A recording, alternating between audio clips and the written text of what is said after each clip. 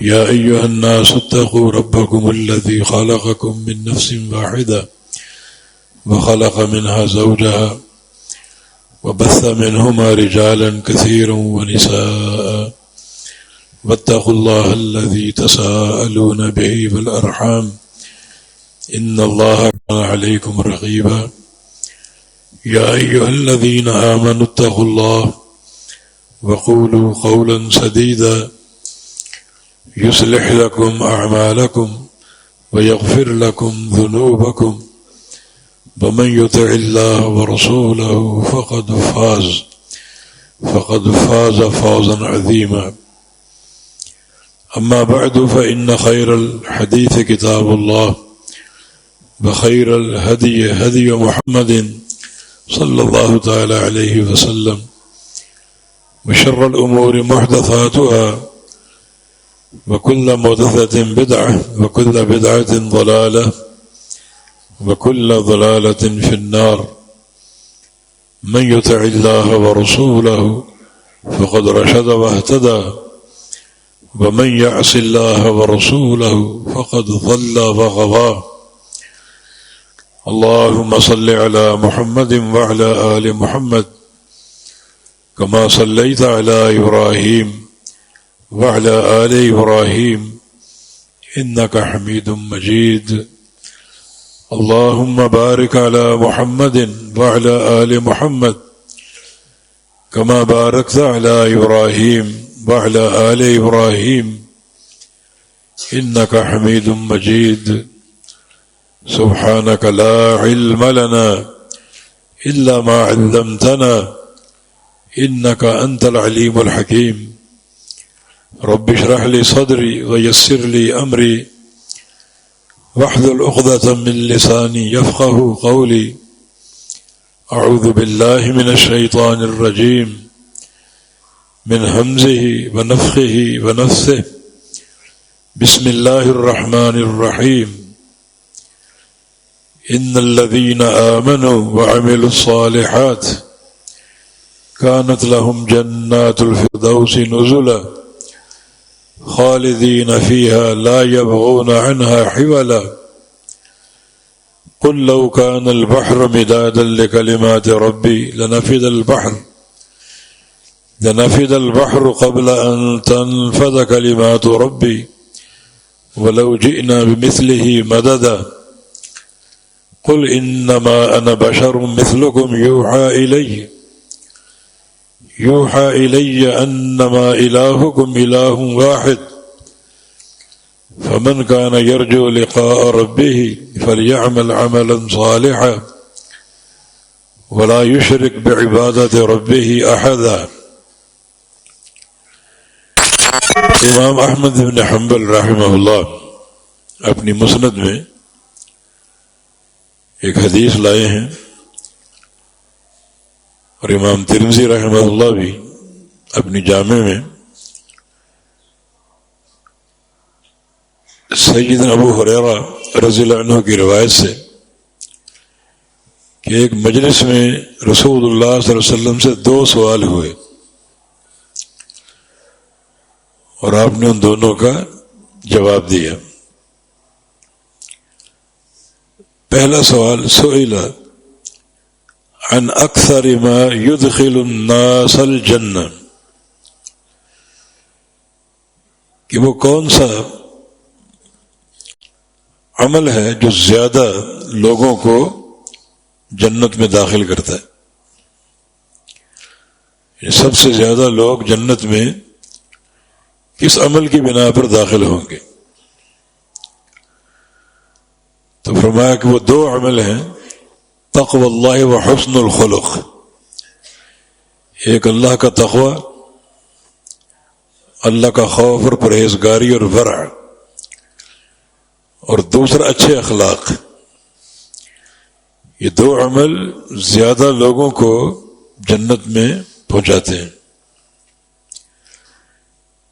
پھر سوال ہوا ثم سئل عن اکثر ما يدخل الناس النار،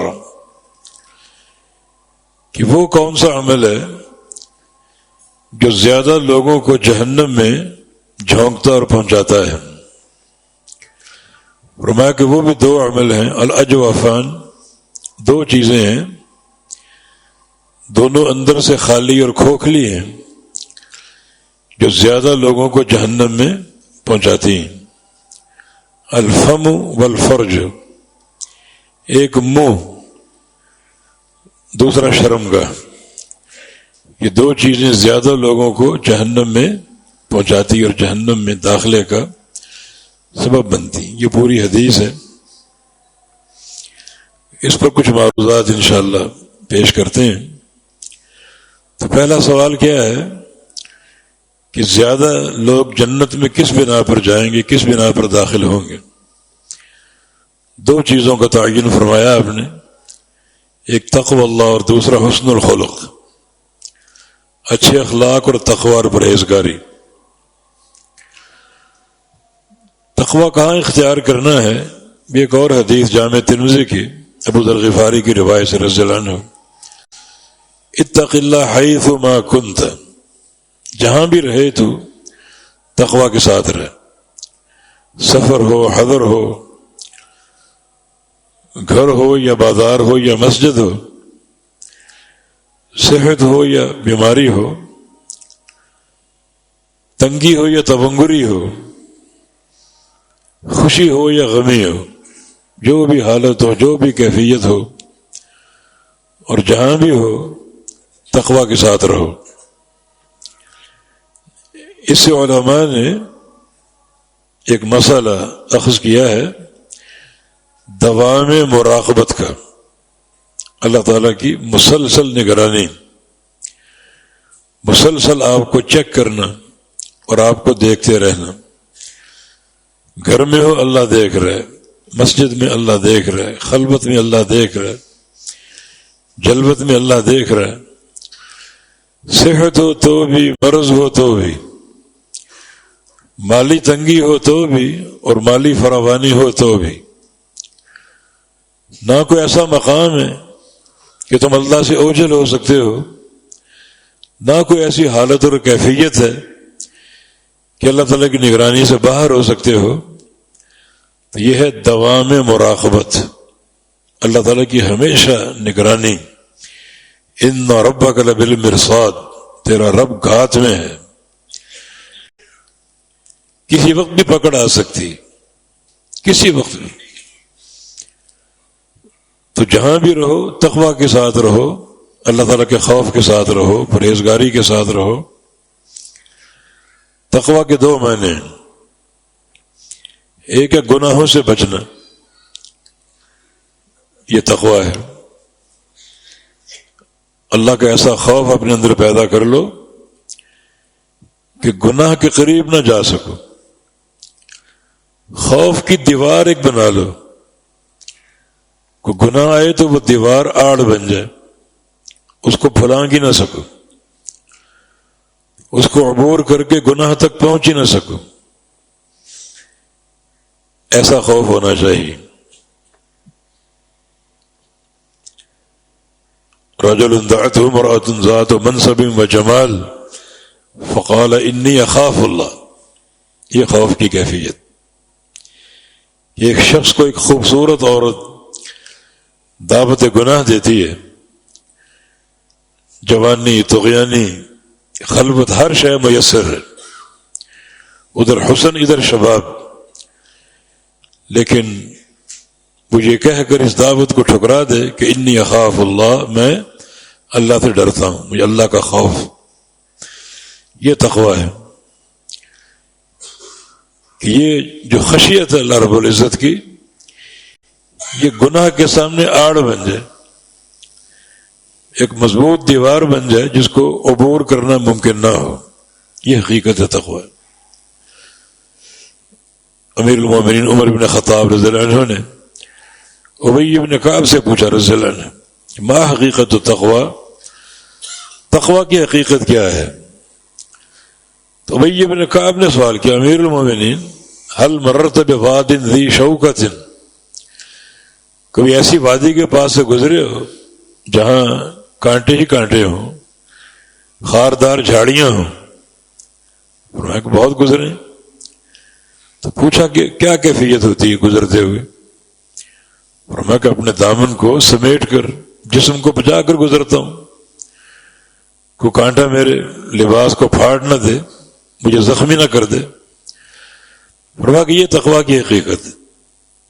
انسان جو دنیا میں آتا ہے تو چاروں طرف کانٹے اور خاردار جھاڑیاں گناہوں کی شیطان نے بن رکھی، چاروں طرف تان رکھی، ان سے بچ کر گزرنا، اپنے آپ کو بچا کر گزرنا، یہ حقیقت تقویٰ۔ تو جہاں بھی ہو اس تقویٰ کے ساتھ رہو، ورع اور خوف کے ساتھ رہو، ایک معنی اس حدیث کا۔ دوسرا معنی یہ ہے کہ تقویٰ حقیقت میں نبی علیہ السلام کی سنت کی اتباع کا نام، آپ کی پیروی کا نام، کیونکہ نبی علیہ السلام کا ارشاد گرامی انی اتقاکم للہ، میں سب سے بڑا متقی ہوں۔ تو غور کرو، آپ سب سے بڑے متقی کیسے بن گئے؟ ایک راہ پر چل کر،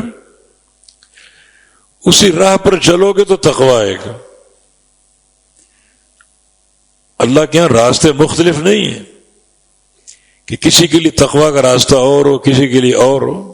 لن تجد لسنت اللہ تبدیلا، اللہ کی سنت تبدیل نہیں ہوتی، وہ عربی ہو، عجمی ہو، گورا ہو، کالا ہو۔ تقویٰ کا راستہ ایک ہے، جنت کا راستہ ایک ہے، جس پر اللہ کے پیغمبر چل گئے کہ انی اتقاکم للہ، میں سب سے بڑا متقی ہوں۔ تو متقی کیسے بن گئے؟ اتقا کیسے بن گئے؟ ایک راہ پر چل کر۔ کوئی ماں کے پیٹ سے متقی پیدا نہیں ہوتا، یہ خرافاتیں ہیں، قصے کہانیاں لوگوں کی۔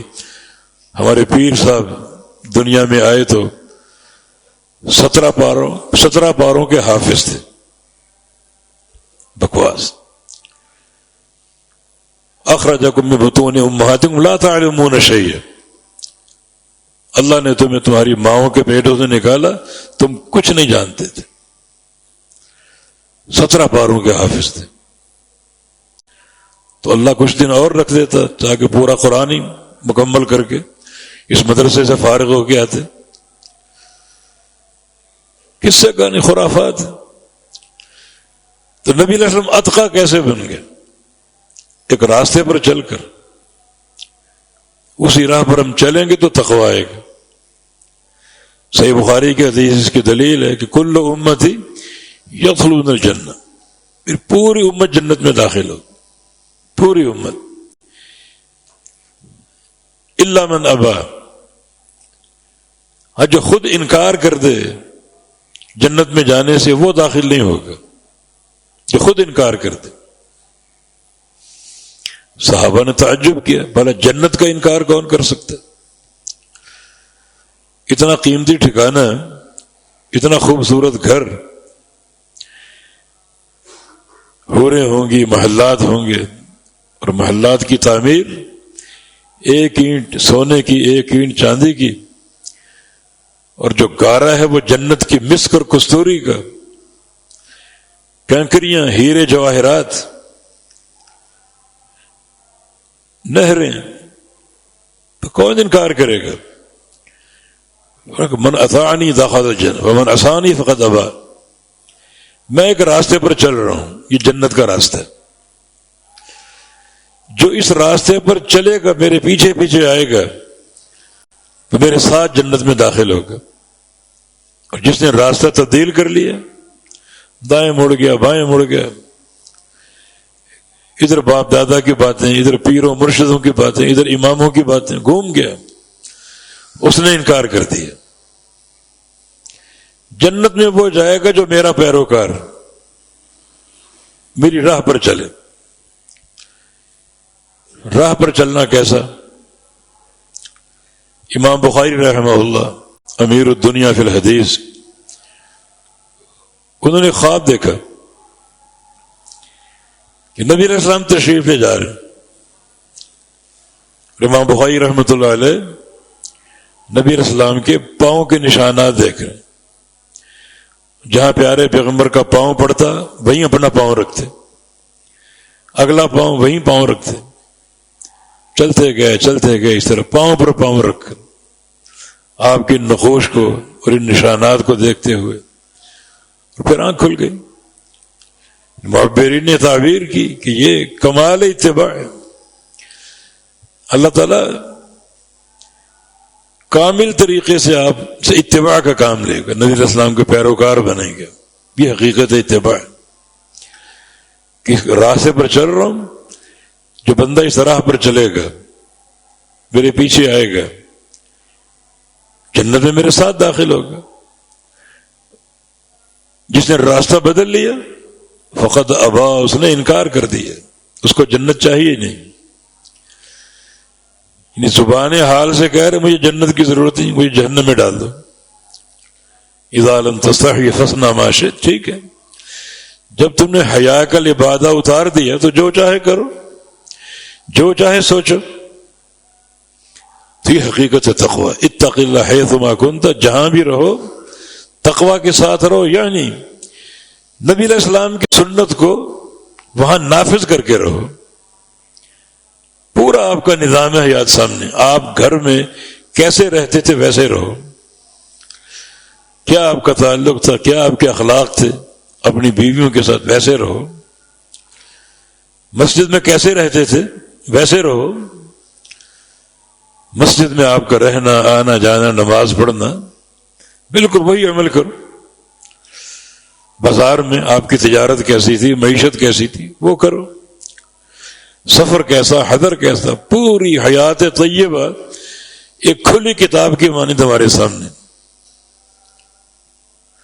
تو ہر مقام پر راستہ عمل کرنے کا، نافذ کرنے کا موجود ہے۔ اتق اللہ، اللہ سے ڈر جاؤ، حیثما کنت، جہاں بھی ہو۔ ہر مقام کے لیے پیغمبر علیہ السلام کی سنت، آپ کا پروگرام، وہ اپناتے رہو، اس پر چلتے رہو۔ یہ معنی اتق اللہ حیثما کنت۔ تو پہلا عمل تقوی اللہ، تقوی، پرہیزگاری، ورع اور خوف اور اللہ کی خشیت اور سنت رسول کی اتباع، ہر مقام پر، ہر حالت میں۔ فقر کی حالت میں سنت، نبی علیہ السلام تنگدستی میں بھی گزارتے تھے وقت۔ غنا کی حالت میں سنت، کبھی اللہ پیٹ بھر کے کھلاتا تھا آپ کو، کیا طریقہ تھا، کیا اسلوب تھا آپ کا۔ تنگی بھی، ترشی بھی، آسانی بھی، ہر حالت آپ پر آئی۔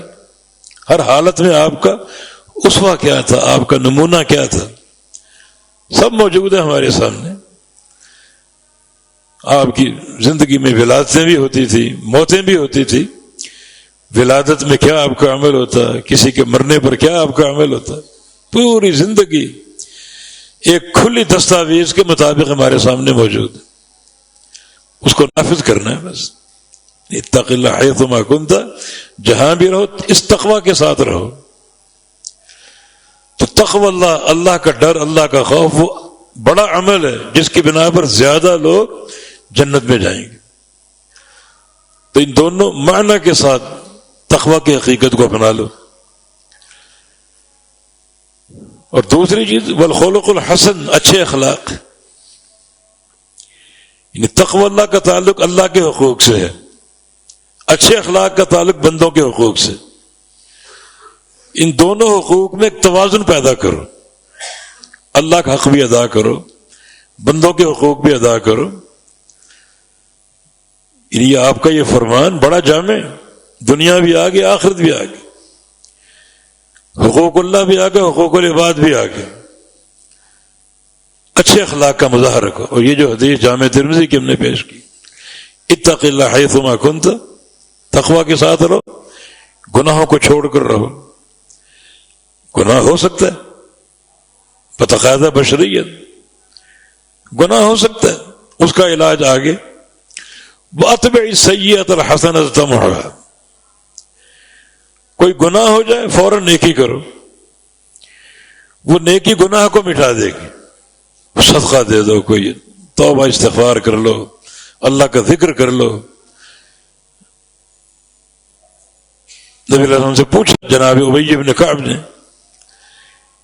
اگر گناہ کے بعد لا الہ الا اللہ پڑھ دے وہ بھی نیکی؟ فرمایا وہ تو سب سے بڑی نیکی، اللہ تعالیٰ کی توحید کی گواہی، لیکن پوری معرفت کے ساتھ، ایک رٹے رہے جملے کے طور پر نہیں، دنیا پڑھ رہی ہم بھی پڑھتے نہیں، پوری معرفت، لا کیا ہے، الا اللہ کیا ہے، نفی اور اس بات کے پورے یقین کے ساتھ، لا الہ نفی مطلق ہے، دل میں یہ معنی موجود ہو کوئی الہ نہیں، کوئی معبود نہیں کہیں بھی، نہ اوپر نہ نیچے، نہ کوئی اجمیر کی سرکار، نہ کوئی لاہور کی سرکار، نہ کوئی پاک پتن کی سرکار، کوئی معبود نہیں، نہ کوئی زندہ، نہ کوئی مردہ، نہ کوئی جن، نہ کوئی نبی، نہ کوئی فرشتہ، نہ کوئی ولی، کوئی معبود نہیں ہے۔ اس نفی مطلق کی حقیقت کو جانتے ہوئے اور آگے اس بات مقید، وہ اس بات ایک ذات کے ساتھ ہے، الا اللہ، صرف ایک اللہ، وہ الہ ہے بس، اور کوئی الہ نہیں۔ یہ معنی دل میں راسخ اور ثابت ہو، یہ سب سے بڑی نیکی، سب سے بڑی نیکی۔ سفیان ثوری کا قول ہے، ابلیس کی زیادہ کمر جو ٹوٹتی ہے، کب ٹوٹتی ہے؟ جب بندہ لا الہ الا اللہ پڑھتا ہے، کمر ٹوٹ جاتی ہے اس کی، ماندہ ہو کر گر جاتا ہے، شکست کھا جاتا ہے انسان سے، انسان طاقتور ہو جاتا ہے، وہ کمزور ہو جاتا ہے۔ لیکن فہم کے ساتھ، معنی کے ادراک کے ساتھ، کوئی گناہ ہو نیکی کر لو۔ ایک صحابی ابو الیسر نامی نبی علیہ السلام کے پاس ہے، اپنی بربادی کو پکڑ، میں ہلاک ہو گیا، میں تباہ ہو گیا۔ فرمایا کس نے تباہ کیا تھا؟ یا رسول اللہ صلی اللہ علیہ وسلم، ایک لونڈی مجھے رستے میں مل گئی، میں نے اسے اپنے جسم سے چمٹا لیا، پھر چھوڑ دیا، اب میں آپ کے سامنے کھڑا ہوں، جو چاہے فیصلہ فرما دیں، کوئی موت کا فیصلہ فرما دیں، کوئی حد قائم کر دیں۔ یہ اللہ کا خوف، اللہ کا ڈر، والذین اذا فعلوا فاحشۃ او ظلموا انفسهم ذکروا اللہ، کوئی گناہ ہو جائے اللہ کو فوراً یاد کرتے ہیں۔ اللہ کا خوف آ گیا، نبی علیہ السلام کے پاس آ گیا کہ آپ کے سامنے کھڑا ہوں، جو چاہے میرے بارے میں فیصلہ فرما دیں۔ فرمایا کہ تمہارے بارے میں کوئی وحی میرے پاس نہیں ہے، میں تو ناطق وحی ہوں، اوپر سے انکشاف ہوگا تو بتاؤں گا نا، اوپر سے کوئی انکشاف نہیں ہوگا۔ بندہ بیٹھا ہے، نبی علیہ السلام کو دیکھ رہا ہے، پھر اٹھ کے چلا گیا، چلتا بنا آہستہ آہستہ جا رہا ہے بوجھل قدموں کے ساتھ۔ کیوں گیا؟ کہ میرا یہ چہرہ اس قابل نہیں کہ اللہ کے نبی اس کو دیکھیں، اپنے آپ کو دور کر لوں، گم کر لوں اپنے آپ کو اللہ کے نبی کی پاکیزہ مجلس سے۔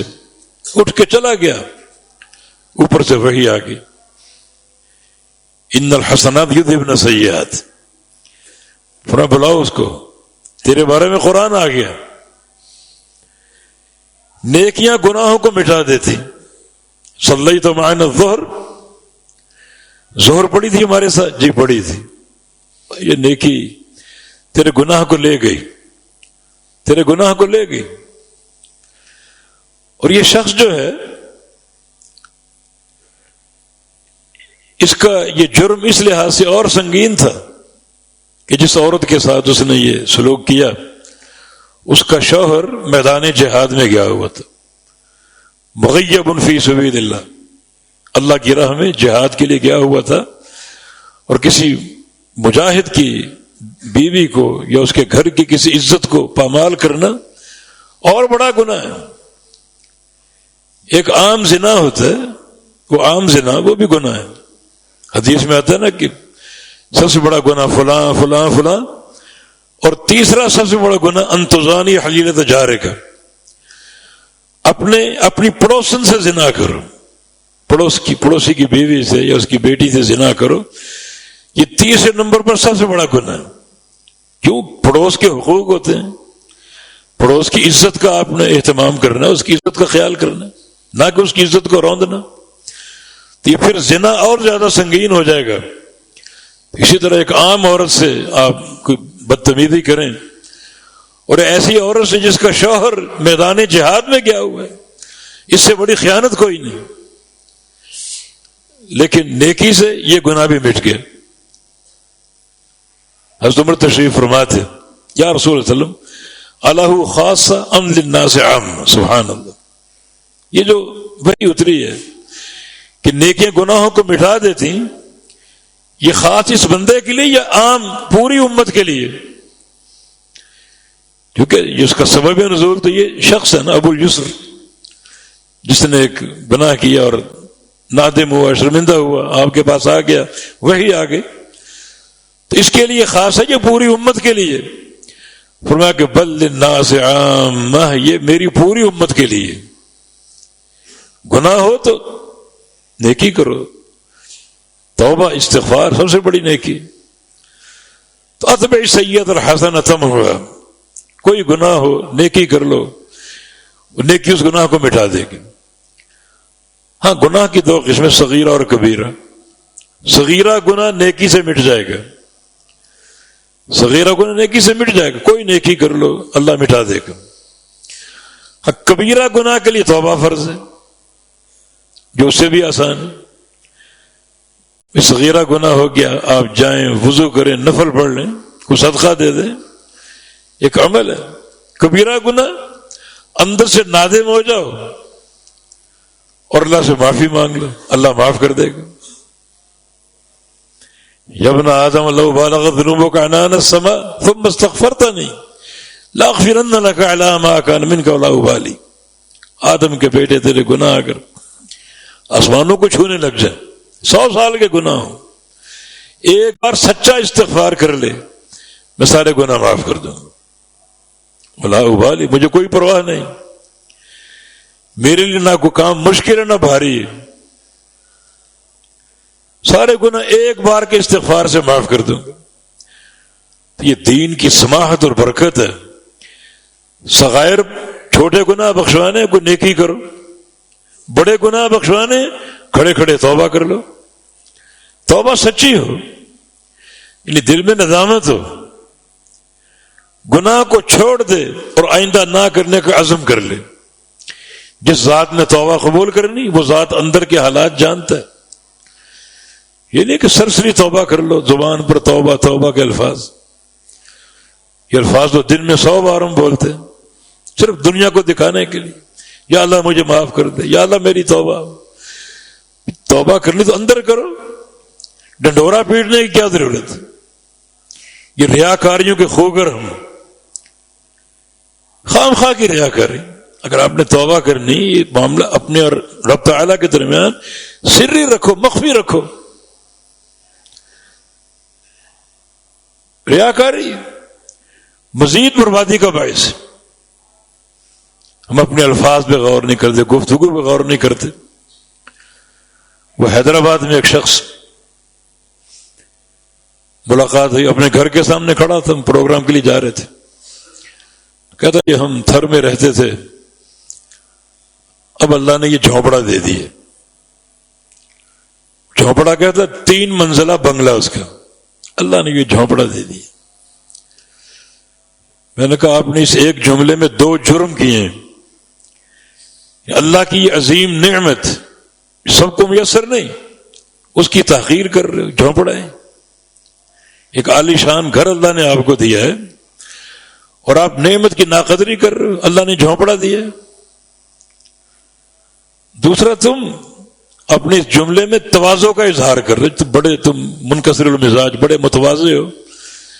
اس تواضع کے اظہار میں تم ریاکاری کر رہے ہو، دکھاوا کر رہے ہو.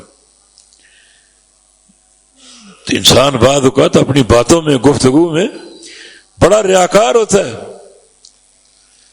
مگر اللہ کا خوف اور توبہ کا معاملہ انسان کے دل، رب تعالیٰ اور بندے کے درمیان، جتنا یہ معاملہ پوشیدہ اور سری ہوگا، اتنا اللہ تعالیٰ کی طرف سے بخشش کے زیادہ امکانات ہوں گے. تو یہ پہلا جملہ کیا ہوا؟ جہاں رہو تقوی کے ساتھ رہو، یعنی گناہ نہ کرو. دوسرا جملہ کیا ہوا؟ وَاتْبِعِ السَّيِّئَةَ الْحَسَنَةَ تَمْحُوھا، اگر کوئی گناہ ہو جائے تو نیکی کر لو، گناہ مٹ جائے گا. تیسرا جملہ کیا ہے؟ وَخَالِقِ النَّاسَ بِخُلُقٍ حَسَنٍ، لوگوں کے ساتھ اچھے اخلاق سے برتاؤ کرو. بالکل وہی حدیث ہے. جو ہم نے شروع میں پڑھی مسند احمد کے حوالے سے کہ زیادہ جو بندوں کو جنت میں لے جانے والے عمل ہیں وہ دو، تقوی اللہ و حسن الخلق، تقوی اور حسن خلق، زیادہ بڑا ان کا وزن ہوگا. اثقل شیء فی المیزان الخلق الحسن. کل جب قیامت قائم ہوگی اللہ کے میزان میں اعمال کو تولا جائے گا تو اخلاق حسنہ بڑی بھاری نیکی ہوگی، نیکی کے پلڑے کو بھاری بوجھل کر دے گی. خصلتان ہما اخف علی الظہر واثقل فی المیزان. دو کام ہیں، پشت پر ہلکے ہیں مگر میزان میں بھاری ہوں گے. ہلکے ہونے کا معنی کرنا آسان ہے، وہ دو کام بھاری نہیں، مشکل نہیں، آسانی سے ہو جائیں گے. لیکن یہ کام جب قیامت کے دن اللہ کے میزان میں ڈالے جائیں گے، تولے جائیں گے تو اثقل بڑے بھاری ہوں گے، بڑے بوجھل ہوں گے. طول الصمت و حسن الخلق. ایک ہے لمبی خاموشی، بندہ اپنے آپ کو سمجھا لے کہ میں نے زیادہ خاموشی اختیار کرنی. مجلس ہو، ضروری نہیں کہ آپ مجلس کے فاتح اپنے آپ کو ثابت کریں، میرے مجلس بن جائے. زیادہ بول بول کے زیادہ بولو کہ کچھ بھی زبان سے نکل سکتا، کچھ بھی نکل سکتا، بے خیالی میں نکل سکتا ہے اور بڑا سنگین جرم ہوگا. شریعت نے آپ کو ایک آسان راستہ دیا کہ زیادہ اپنی زبان کو بند رکھو. کف علیک ھذا، حدیث معاذ بن جبل رضی اللہ عنہ، جامع ترمذی کی، ابو داؤد کی حدیث ہے. اس زبان کو بند رکھو، اس کو بند رکھو. تو طول الصمت، لمبی خاموشی، بندہ مجلس میں ہو، کم بولنے کا عادی ہو، خاموش رہنے کا عادی ہو، زیادہ بولنے کا عادی نہ ہو. اور ہم تو چاہتے ہیں کہ ہم خوب بولیں، مجلس کے فاتح بن جائیں اور اس مجلس کے امیر بن جائیں. اس میں کچھ بھی ہو سکتا ہے. تو یہ عمل پشت پر ہلکا ہے. خاموشی کون سی کو بھاری چیز ہے؟ کون سی بھاری چیز؟ ہاں کوئی کلمہ خیر ہو، قرآن کی آیت ہو، کوئی ذکر بتانا ہو، کوئی حدیث پیش کرنی ہو، کوئی اپنے بھائی کے فائدے کی بات کرنی ہو، ضرور بولیے، لیکن زیادہ اپنے آپ کو خاموش رکھیے. عمل نہیں، ترک عمل ہے.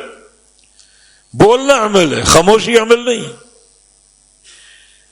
لیکن ترک عمل کے باوجود اللہ اس خاموشی کو قیامت کے دن اپنے میزان میں تولے گا اور بڑا اس کا وزن ہوگا. دوسرا والخلق الحسن، اچھے اخلاق. اچھے اخلاق، جس معاشرے اور ماحول میں رہتے ہو اچھے اخلاق سے پیش ہو. کسی کی غیبت نہ ہو، چغلی نہ ہو، جھوٹ نہ بولو، حسد نہ ہو، کبر نہ ہو.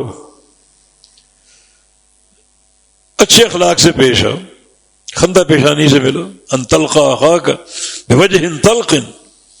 ایک شخص نے کہا میرے دل میں سختی ہے، قساوت ہے، یہ دل نصیحت قبول نہیں کرتا، یہ دل نرم کیسے ہو؟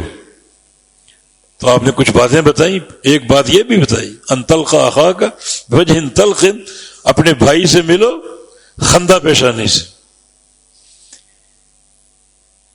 یہ نہیں کہ بھائی سے مسافہ ہو رہا ہے اس طرف اور منہ اس طرف ہے، یہ اخلاق حسنہ کے خلاف ہے. امیر ہو، غریب ہو، سب کا استقبال خندہ پیشانی سے کرو. کسی کی غیبت نہ ہو، نمیمہ نہ ہو، چغلی نہ ہو. اور جتنا آپ کے قریب ہے اتنا زیادہ اخلاق کا مستحق ہے. ماں باپ ہے، بیوی بچے ہیں، اتنا زیادہ وہ حسن اخلاق کے مستحق ہے. ورنہ قیامت کی پکڑ بڑی سخت ہے. تو یہ دو عمل پشت پر ہلکے مگر میزان حسنات میں بڑے بھاری ہوں گے. تو نبی علیہ السلام سے پوچھا گیا سب سے زیادہ عمل جنت میں پہنچانے والا کون سا ہے؟ تو دو عمل، تقوی اللہ، حسن الخلق، ایک اللہ کا خوف اور تقوی، ورع اور پرہیزگاری، اور دوسرا اچھے اخلاق. پھر پوچھا گیا کہ جہنم میں زیادہ پہنچانے والا عمل کون سے؟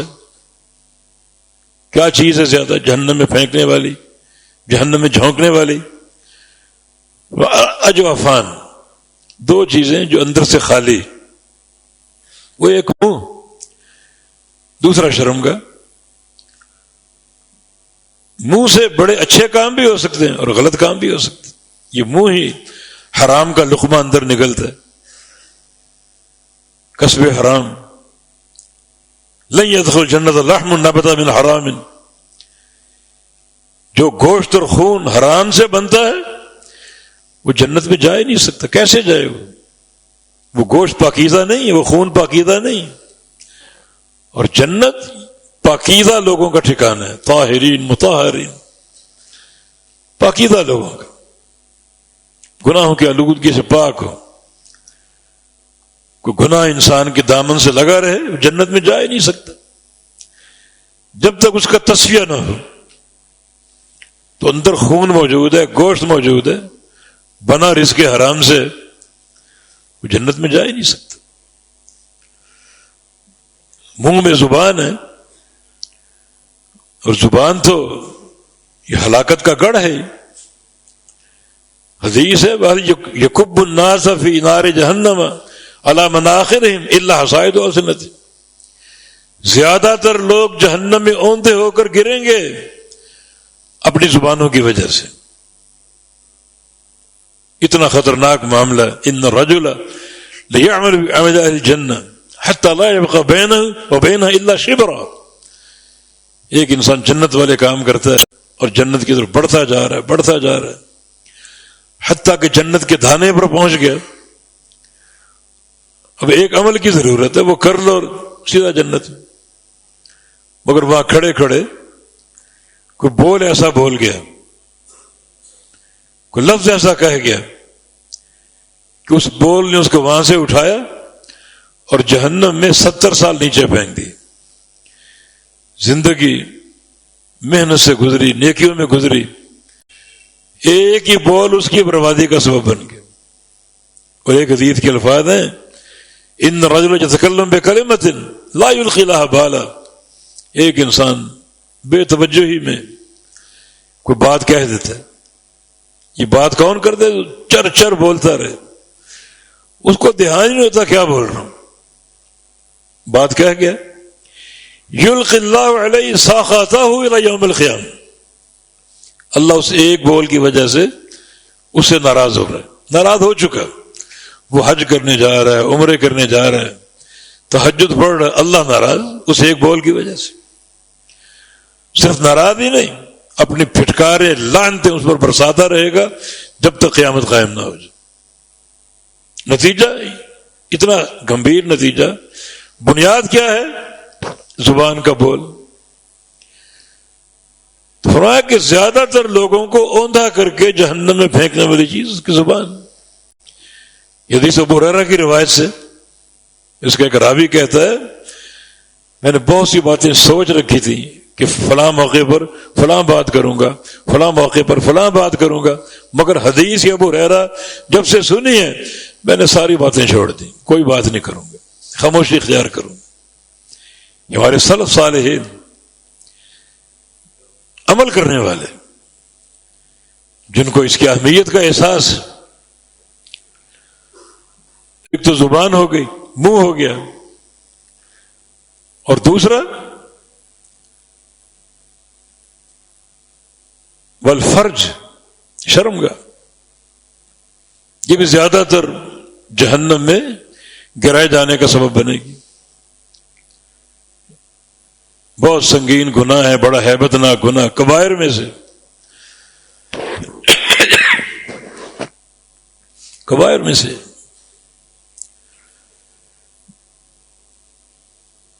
اور ایسا گناہ ہے کہ اس گناہ کی پاداش میں انسان قبر میں پکڑا جاتا ہے، برزخی زندگی میں اس کو عذاب پہنچ رہا ہے، برزخی زندگی۔ صحیح بخاری کی حدیث کی دلیل ہے، اللہ کے نبی خواب دیکھ رہے ہیں، خواب میں ایک فرشتہ آ گیا اور آپ کو برزخی زندگی کے مناظر دکھا رہے ہیں، قبر میں لوگوں کے عذاب کیسے کیسے کیسے ہو رہے ہیں۔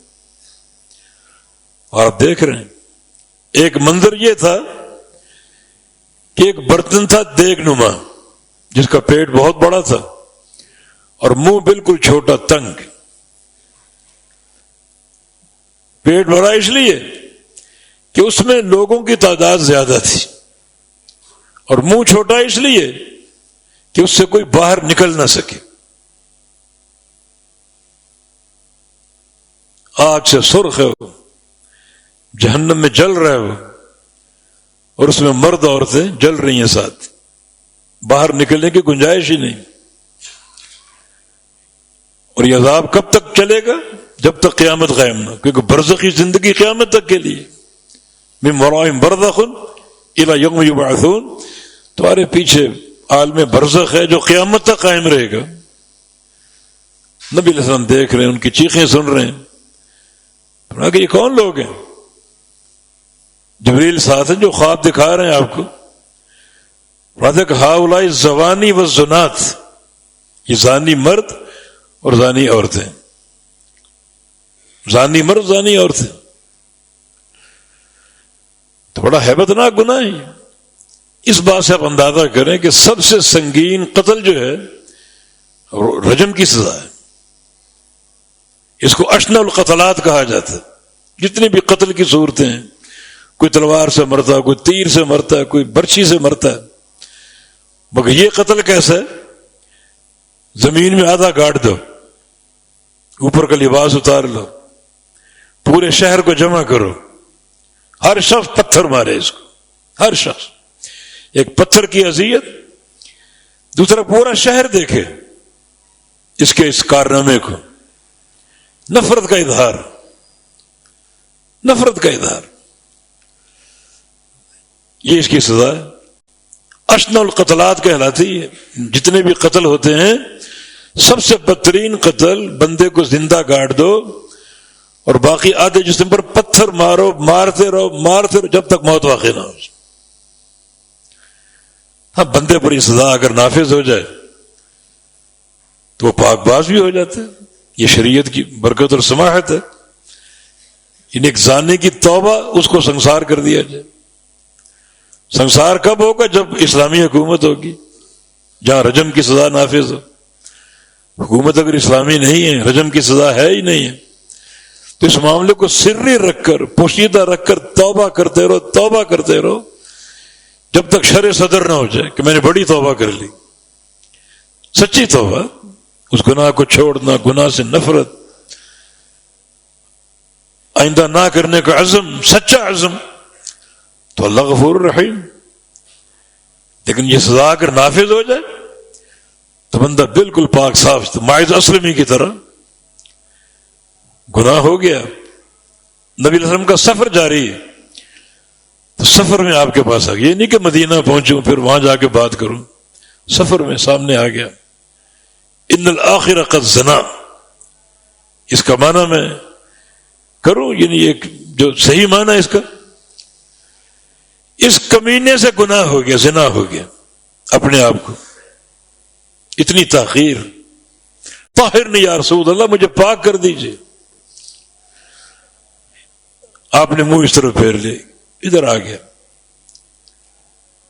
پھر وہی طاہرنی, آپ نے منہ اس طرف, 4 بار ایسا ہوا. گویا اس نے 4 بار اقرار کر لیا کہ مجھ سے گناہ ہوا ہے. تب آپ نے جو شرعی حد, اس کو پتا تھا حد کیا ہے, مجھے زمین میں گاڑا جائے گا, پتھر مارے جائیں گے جب تک موت واقع نہ ہو جائے. اسے معلوم تھا کہ اس میں میرے قبیلے کی بدنامی, میری قوم کی بدنامی, میرے گھرانے کی بدنامی, میری بدنامی, لیکن کوئی پرواہ نہیں. معاملہ آخرت کا ہے, اللہ تعالیٰ کے خوف کا ہے. یہاں کی پکڑ آسان ہے, وہاں کی پکڑ بڑی مشکل, بڑی بھاری ہے. وہاں کیسے بچوں گا؟ کوئی پرواہ نہیں, نہ بدنامی کی, نہ تکلیف کی, نہ رجم کی, نہ پتھروں کی, کوئی پرواہ نہیں. حد قائم ہو گئی. اللہ اپنے بندوں کا انجام دکھاتا ہے, دنیا میں ثابت کرتا ہے. سفر جاری تھا, 2 بندے باتیں کر رہے ہیں آپس میں کہ اس کو کیا ضرورت تھی, اپنے آپ کو رسوا کیا اور سفر میں مارا گیا, گھر بھی نہیں پہنچ سکا, سفر میں مارا گیا. بیوی بچوں کو دیکھ لیتا ہے, کیا اس کو ضرورت تھی. رسوا بھی ہوا، خاندان بھی بدنام ہوا. بنو اسلم قبیلہ کا بندہ تھا، اتنا بڑا قبیلہ، رسوائی بھی ہوئی. اللہ کے نبی نے یہ بات سن لی مگر خاموش رہے. سفر جاری. تھوڑا آگے ایک مردہ گدھا پڑا ہوا تھا، پرانا کوئی مرا ہوا، بدبودار، اور لاش اس کی پھٹی ہوئی اور تعفن پھوٹ رہے. آپ گدھے کے پاس چلے گئے. صحابہ دیکھ رہے ہیں کائنات کا سردار گدھے کے پاس، لیکن سمجھانا امت کو، امت کی خیر خواہی میں سب کچھ ہو رہا ہے. ان دونوں کو بلا لیا، انزلا وکلا من جیفۃ ھذا الحمار، نیچے اترو، اس گدھے کا گوشت کھاؤ. حیران، یا رسول اللہ کیوں کھائیں؟ گدھا حرام ہوتا ہے اور مردار بھی ہے، تعفن اور سڑی بدبو اس سے آ رہی، کیوں کھائیں؟ کیوں ہمیں کھانے کا کہہ رہے ہیں؟ فرمایا جو اوپر تم نے بات کی تھی مائدہ تسلیمی کے بارے میں نے سن لی تھی، وہ بات نہ کرتے، اس سے بہتر یہ تھا کہ یہ کام کر لیتے، ڈبل آرام، گدھے کو کھا لیتے، وہ بھی مردہ متعفن، وہ اس سے بہتر. فرمایا کہ جب تم بات کر رہے تھے ارا ماعدا ینغمس فی انہار الجنہ، اللہ نے جنت کا منظر میرے سامنے کھول دیا اور میں نے دیکھا ماعز اسلمی جنت کی نہروں میں غوطے کھا رہے ہیں. ناپاک گیا تھا، اللہ نے پاک کر دیا، جنت کی نہروں میں نہلا کر پاک کر دیا اس کو. تھی ماعز اسلمی، سچی توبہ کر گئے اور اللہ نے قبول کر لی. فرمایا کہ لقد تاب توبۃ لو تاب صاحب مقسن لوسعته. ماعز اسلمی ایسی توبہ کر گیا، ایسی توبہ کر گیا کہ یہ توبہ اگر مقص والا انسان کر لے بخشا جائے. مقص والا انسان، مقص کے دو معنی، ایک ہے بھتہ خور، لوگوں کو لوٹنے والا، رستے روک کر اسلحے کے زور پر مال لوٹنے والا، یہ صاحب مقص ہے. مانا اس کا جرم جو ہے زنا سے بڑھ کر، زنا سے بڑھ کر. مائد ایسی توبہ کر گیا زنا کی، اگر یہ توبہ صاحب مقص کر لے اللہ اس کو معاف کر دے. دوسرا مقص کا معنی وہ حاکم جو اپنی رعیت پر ٹیکس لگاتا ہے، ٹیکس خور حاکم، ٹیکس لگانے والا. اور آج یہ رعیت ٹیکس کی چکی تلے پس رہی ہے، بھرمار ہے ٹیکسوں کی، ایک مہنگائی کا طوفان، عذاب علیم. اور ٹیکس بھی، یعنی ٹیکس خور حاکم جو ہے اس کا یہ جرم زنا کے جرم سے بڑھ کر، کہ ماعز اسلمی ایسی توبہ کر گیا، اگر یہ توبہ ٹیکس خور حاکم کر لے، وزیر اعظم کر لے، اللہ اس کو بھی معاف کر دے. دین میں کیا قواعد ہے؟ دین میں نظام زکوٰۃ ہے، ٹیکس نہیں، ٹیکس کی گنجائش ہی نہیں ہے کوئی.